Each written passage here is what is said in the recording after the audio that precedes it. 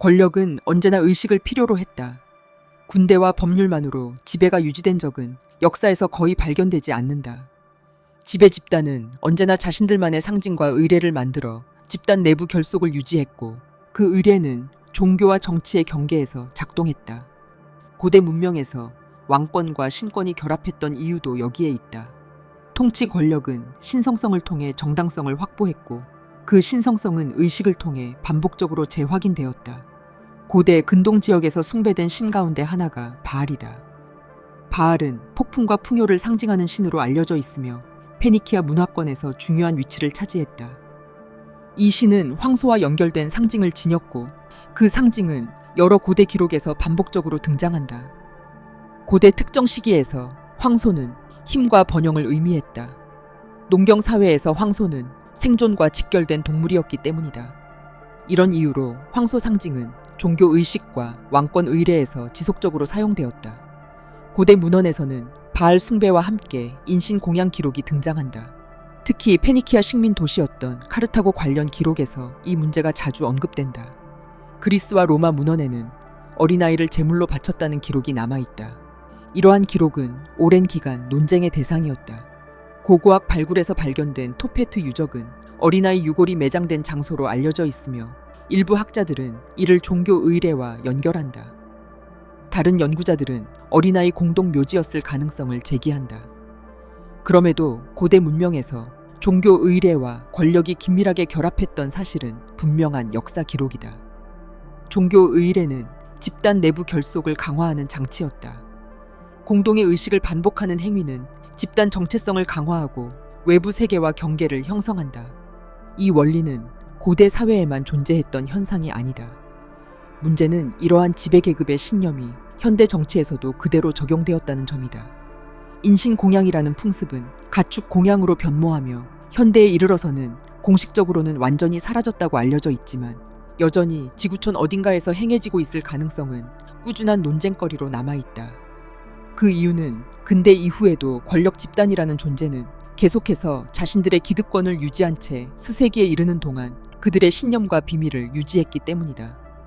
우리는 뉴스의 보도나 각종 다국적 기업들의 슬로건에서 그 흔적을 찾을 수 있다.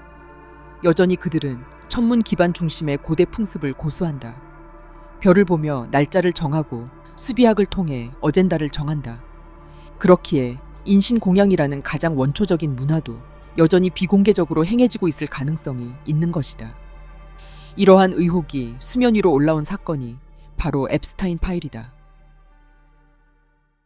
정치 행사, 국가 의전, 비공개 사교 모임은 모두 상징과 의례로 구성된다. 인간 사회에서 권력과 의례는 항상 함께 존재했다.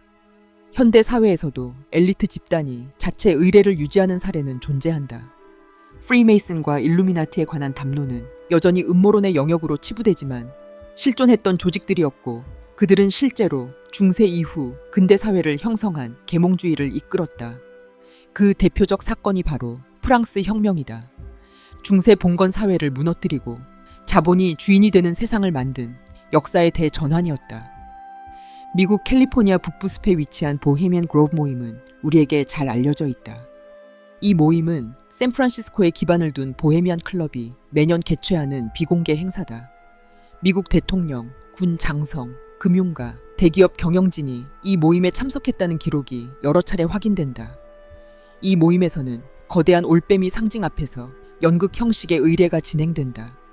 올빼미 상징은 유서가 깊다. 올빼미는 지혜의 상징 혹은 어둠 속에서도 빛을 밝히는 존재로 여겨졌고, 이를 가장 먼저 자신들의 심볼로 삼은 조직이 바로 18세기의 독일에서 창설된 일루미나티였다. 보헤미안 의식은 Cremation of Care라는 이름으로 알려져 있다. 참석자들은 세계의 근심과 걱정을 불태운다는 상징적 의미를 공유한다. 공식적으로는 정치 지도자와 기업 경영자들이 참여하는 사교 의례라는 성격을 가진 것으로 알려져 있지만, 형식적으로는 고대 종교 의식과 동일한 의미를 가진다고 말할 수 있다.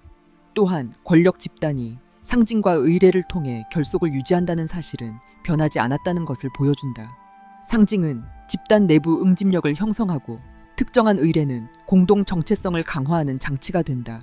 역사 속 지배 집단이 항상 이런 장치를 유지했던 이유도 여기에 있다.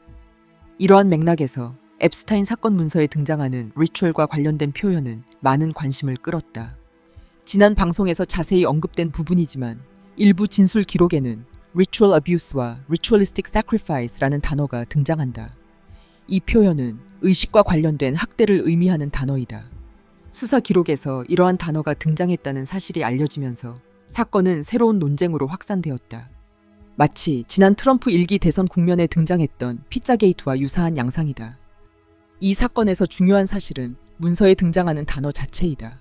수사 기록에서 특정 단어가 등장한다는 사실은 사건의 성격을 설명하는 중요한 단서가 된다.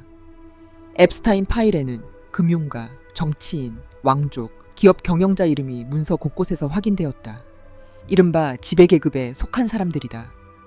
이 사건이 거대한 네트워크와 연결된 사건이라는 인식이 확산된 이유, 그리고 그들이 여전히 과거의 풍습을 고수하고 있다는 주장이 거론되는 이유도 여기에 있다.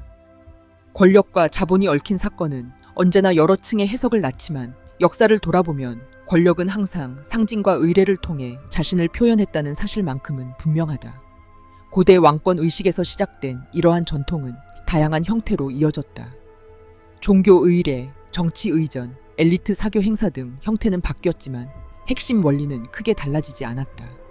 권력은 언제나 자신만의 상징 체계를 만들고 그 상징을 통해 결속을 유지한다.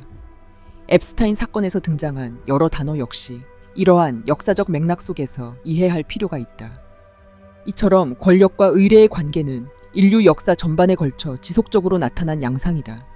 지배 집단은 항상 자신들만의 상징 언어를 만들었고 그 언어는 외부 세계와 내부 집단을 구분하는 역할을 수행했다.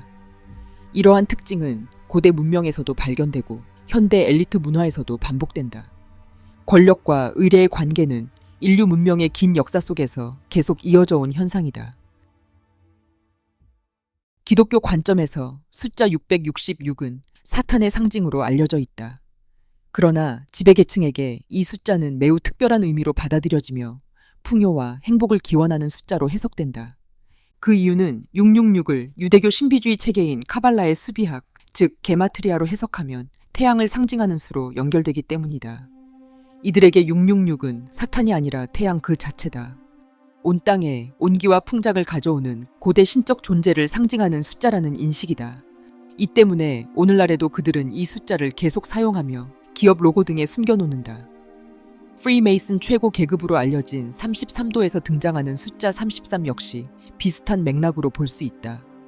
숫자 33은 천문 현상과 연결되는 숫자로 은하수에 펼쳐진 33개의 별자리를 의미한다.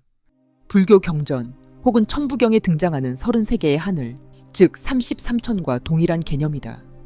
중세 프리메이슨은 은하수를 하늘로 이어지는 사다리로 여겼고 33개의 별자리를 지나 북극성에 도달하면 지혜와 통달을 얻는다고 믿었다. 그래서 그들의 최고 계급 역시 33도이다. 이처럼 천문관념에서 비롯된 고대 인식과 사상이 오늘날까지 이어지고 있으며 그들은 여전히 이를 고수하고 있다. 그들의 신앙은 대중 종교에서 말하는 유일신 사상과는 전혀 다른 개념인 것이다. 이런 맥락에서 앱스타인 파일에 등장하는 특정 의식, 특히 인신공양과 관련된 비밀 의식도 암암리에 이루어지고 있을 가능성이 제기된다. 다만 이 영역은 여전히 확인되지 않은 주장으로 남아있으며 앱스타인 파일이 이란 전쟁으로 묻혀가고 있는 지금 여전히 많은 의문을 낳고 있다. 그러나 우리가 분명히 알아야 할 사실은 오늘날 세계에서 가장 많은 부와 권력을 가진 자들은 굉장한 고집을 가지고 있으며 그 고집이 곧 그들의 특별한 신념으로 이어져 국제 정세에도 깊게 반영되고 있다는 점이다.